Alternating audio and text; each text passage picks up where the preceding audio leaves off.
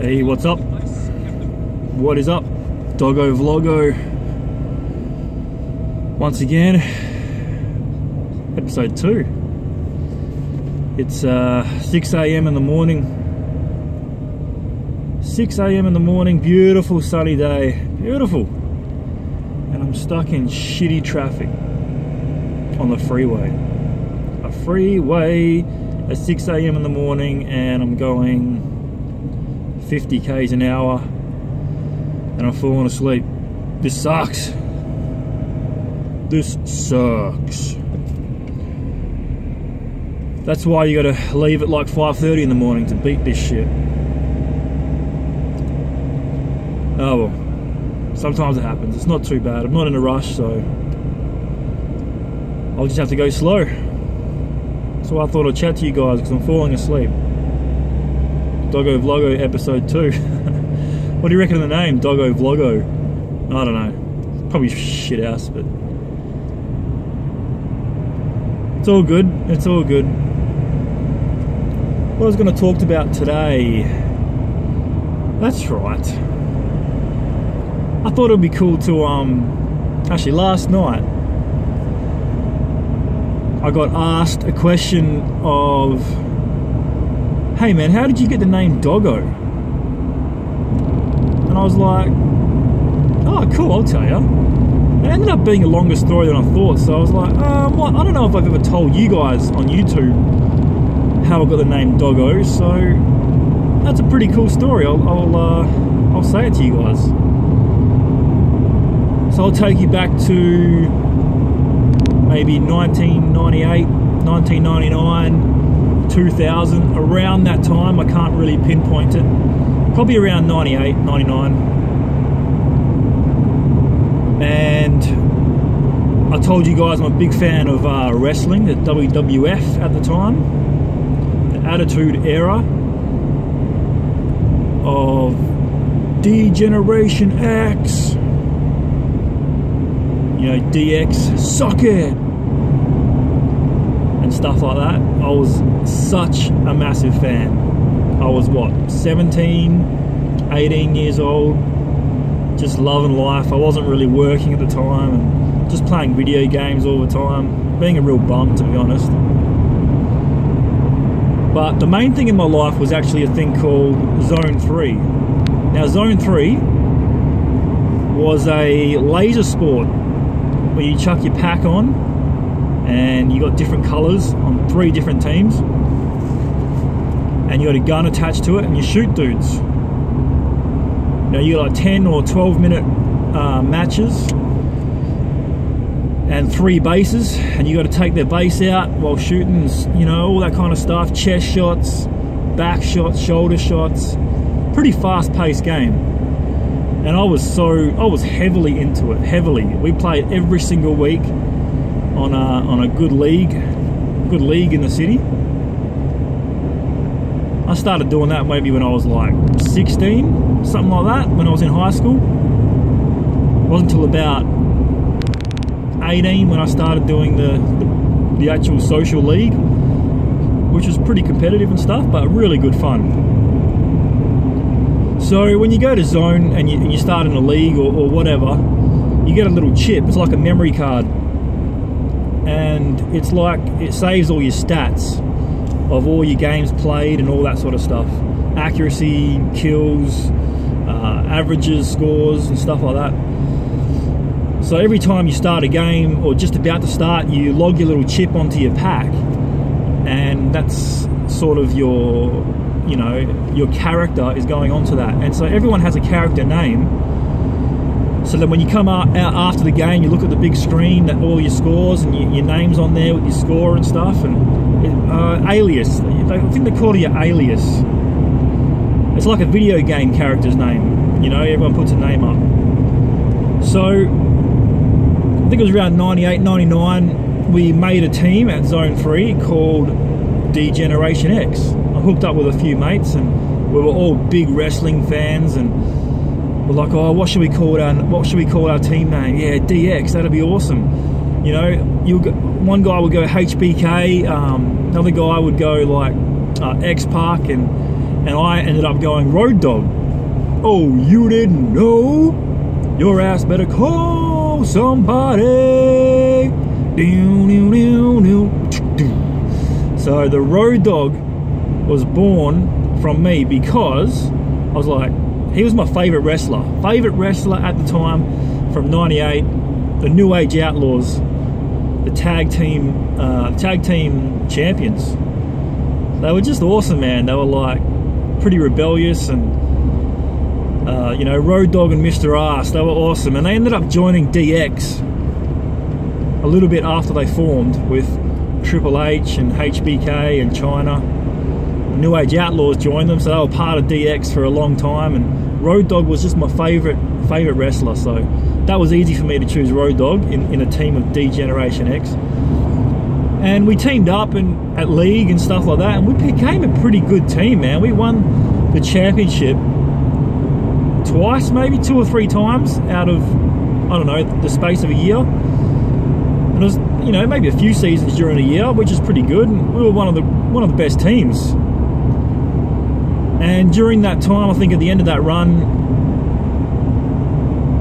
so everyone, well, let's just say, everyone, when you're at Zone and you're at League and stuff, everyone just calls each other by their alias names, which is pretty weird. No one ever actually called each other by their real names. Well, most of the time, there's probably a couple of people, but everyone just called each other by their, you know, the alias names, like, hey, Road Dogg, what's going on, man? Or hey, Pac-Man, or hey, Arbel, hey, Fox, you know, like, it was just, everyone was just calling each other by their names, and they ended up being a lot of our nicknames to this day.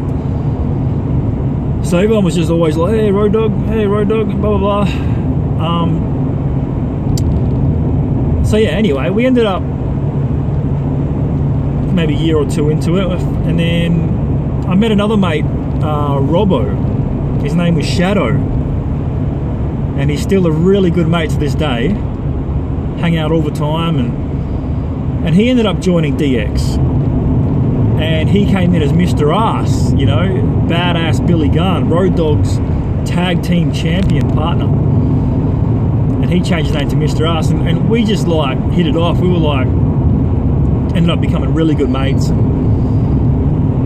And so we ended up doing doubles tournaments together, and we owned those doubles tournaments, man. Like Road Dogg and Mr. Ass, we were just winning them, trophy after trophy. We won so many. We were like, just an awesome team. That sun is completely fucking up the whole camera view. You can hardly even see me. It'll be out of the way soon, but holy shit, that sucks. Where was I? There's a lot of traffic. Why are you all braking for, you dickheads? It's 100. So my mate ended up joining DX, and that made our team even stronger because he was a fucking awesome player as well. Really good player. I mean, I was a pretty good player as well, but I mean, actually, yeah, you know what? I was a good player. I don't want to blow smoke up my ass, but back in the day, man, there was about 3, 4, 5 really good players out of the whole people that went there. There was maybe like 100 or so, maybe 100, nah, maybe not 100, but maybe, I don't even know. To be honest, it was always kind of cycling through different players that came through every year. Let's just say 80, maybe 80 to 100. And there was about 4 or 5 really good players, and they had a grading system. It was like from G to A and Triple A. There was only like 4 or 5 players that were Triple A, which were like the best of the best. They would always like smash, and I was one of them. I was a Triple A, and my mate Robbo, who came in, you know, to the DX team, he was a Triple A. So the New Age Outlaws in the DX, we just fucking dominated, man. We were the ultimate. We smashed, kicked some ass. It's a pretty fast-paced game. You got to be like pretty agile and quick, and the timing of the packs coming back to life. And I was pretty agile back in the day. I don't know if, no, I wouldn't be that good. I wouldn't be that good today. I'm pretty shot. My back's fucked now, and from all the work, and my knees are pretty shot from all the soccer and stuff. And I don't think I could be anywhere near the best I was back then. I mean, we're talking early 20s, late teens. But so my mate joined and blah, blah, blah. And anyway, I'm just getting sidetracked a bit, but that's cool. It's a long story, how it all sort of happened. And man, we would rock up to the grand... I remember one time we rock up to the grand final in full DX style. We actually hired out a limousine. Good times, man, good times. I wouldn't mind catching up with these guys again sometime. Hired out a limo with the DX theme music. Break it down. D-Generation X. Rocking up in the limo outside the zone in the grand final of that night. And we opened the door with the DX music blasting. It was awesome, man. Everyone's like, look at these dickheads. We were like, who cares? Suck it! And thankfully we ended up winning that grand final. That was good. But good times, man. We were so heavy into DX and wrestling at the time, so. But so where was I? Everyone used to just call each other by, you know, their names, Road Dog, and they just started shortening it because they were pissed off at maybe saying Road Dog, and it ended up being, hey dog, what's up dog? And then all of a sudden the O sort of transformed into end of a lot of people's names, like Robbo, Steve-O, and Doggo. Hey Doggo.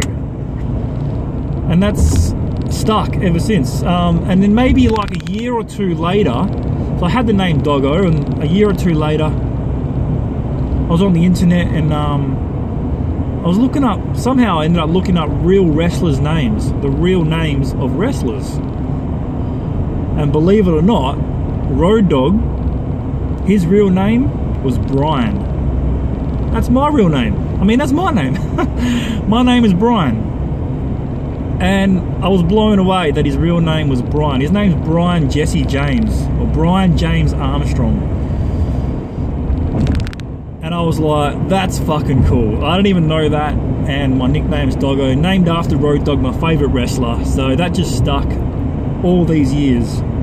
And all my mates still call me Doggo to this day. And it's almost weird when I hear them say my real name. I kind of look, I have to look twice and go, huh? What? Who's Brian? You know what I mean? Because I don't even hear it from them. So if they say Brian to me, I'm like, huh? What? I'm so used to them saying Doggo. It's crazy. It's funny how that works. But yeah, man. Doggo from 99, 2000. It sort of started from the old DX wrestler. And I still have it to this day. My car, private plate saying Doggo as well. I get strange looks all the time when I'm driving around the streets. They're like, look at this guy, Doggo. But yeah.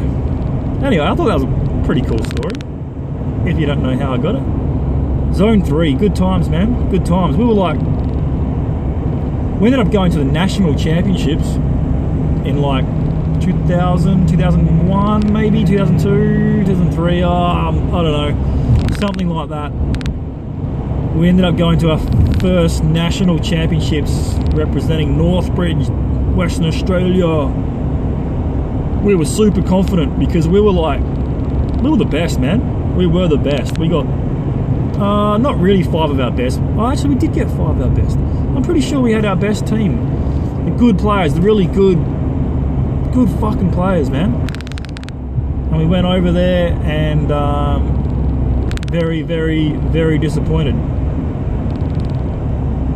We fucked it up. Basically, we went over there. We played on a different system here. It was a really fast-paced, agile, speedy, skillful game. I've got to say, it was skillful. And we went over there, and the whole system was different. It was slowed down. It was just so freaking slow. The timing was different. Obviously the maze is different from what we're used to, but it was shit. It made the shitter players up to the good players level. It made them better, and we weren't happy, man. We had to adjust in like a few days, and yeah, and the people that had been playing on that system for already ages, they were too used to it, and they ended up winning. That was a really big disappointment because we went over there super confident. We were all better than these guys, and it's just a bullshit system that they played on. And I think we tried it again the next year and we fucking failed again. Talk about massive disappointment. I won't even tell you about the rest of it. I think we played at our home ground. We played at our home ground the year after, and we didn't put the best team forward. We should have put all our best players in, but we didn't, and it cost us. We look back at it now and we say, why didn't we have our best players in our team? And it cost us. We ended up finishing second in the national championships, and that hurts to this day, man. I mean, it doesn't really, I don't give a shit now, but looking back at it, oh, it hurt. Our home team, home site, and we got second. Yeah, it sucked. But, you know, they changed systems all these years. If it stayed on that original system back when we were fucking dominating, lights out. No one would have had a chance against us. But all these upgrades and systems and slowing the game down, it's all bullshit. Anyway, that's the story of Doggo, how Doggo was born, and yeah, I think I've talked long enough now, so thanks for watching Doggos Vloggo. That's actually chewed up heaps of time and I've gotten through heaps of traffic and it's woke me up a bit, so thanks guys, until next Vloggo of the Doggo, peace.